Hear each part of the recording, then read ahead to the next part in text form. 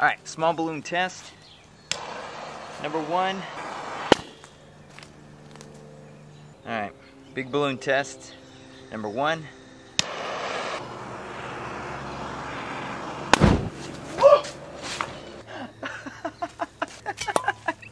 I think I singed some hair. Just getting some testing done for next week's video. We learn things when we test, like I learned that I'm gonna wear gloves when I do next week's video because I definitely burn all the hair off of this hand. You know, on this channel, when I'm not blowing stuff up or breaking things,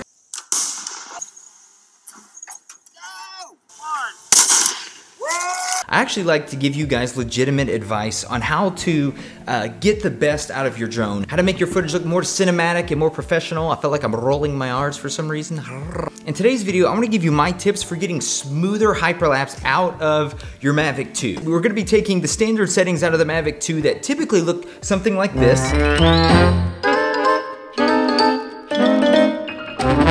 And with this little tweak that I'm gonna show you, it's gonna look like this.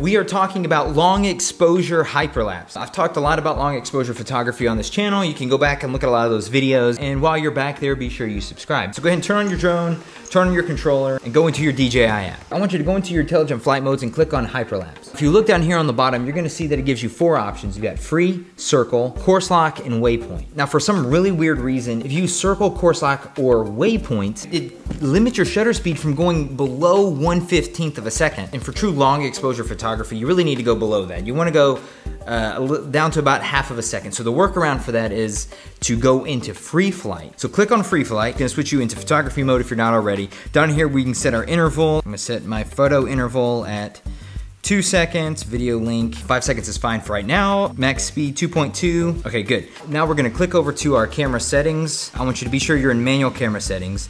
And the first thing we're gonna adjust is our shutter speed. I want you to drag it down to about 1/2 second. You can go a little bit lower, 1.67, that's fine. But somewhere in that 1/2 second to 1.67 is going to Now finish up by adjusting your exposure using your aperture and your ISO. Now if you're outside, you're not gonna be able to get your image dark enough just adjusting your aperture and your ISO. So what you need to do is get yourself a really good quality ND filter for the drone. And luckily for me, the guys over at Freewell sent me this really beautiful, really good quality ND kit just for this very video. So thank you guys for that. There's a link down in the description. If you're trying to do anything professionally with a drone or anything cinematic or with photography or video, you need to have a good ND kit. So for this video, I'm gonna be using an ND 64, and that's probably about as light as you can go and still pull this off. I'm gonna lock in my gimbal with this hand, and then I'm gonna twist counterclockwise on this lens cover, and it should come right off.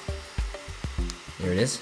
Take my ND filter on just the opposite. And you can see already how much darker that makes the image. Okay, so our camera is set. Now we've got to make the drone fly. And now this is where the tip part starts. Once I hit go, it's gonna start taking my hyperlapse photos, but the drone isn't gonna move anywhere, particularly now that we have the max flight speed set. To start the drone moving in the direction that I want it to go. Once I get to cruising speed, if I press this C1 or this C2 button, that locks me into cruise control. Now I can take my hands off of it and the drone goes off on its own. I can do this with elevation changes, yaw, and lateral movement as well. So if I wanna go forward, up, and yaw a little bit to the right, as long as I'm holding the sticks in that position, when I hit that cruise control, it's gonna keep that movement until I tell it to stop. The cool thing about filmmaking is there's not really a wrong way to do it. I mean, this is an extension of your personal expression. So if a higher shutter speed works for what you need and for what you're going for in your artistic vision as the director, as the content creator, then do that. This is what I prefer and what I think looks better, but that's me and how I like to capture motion. I think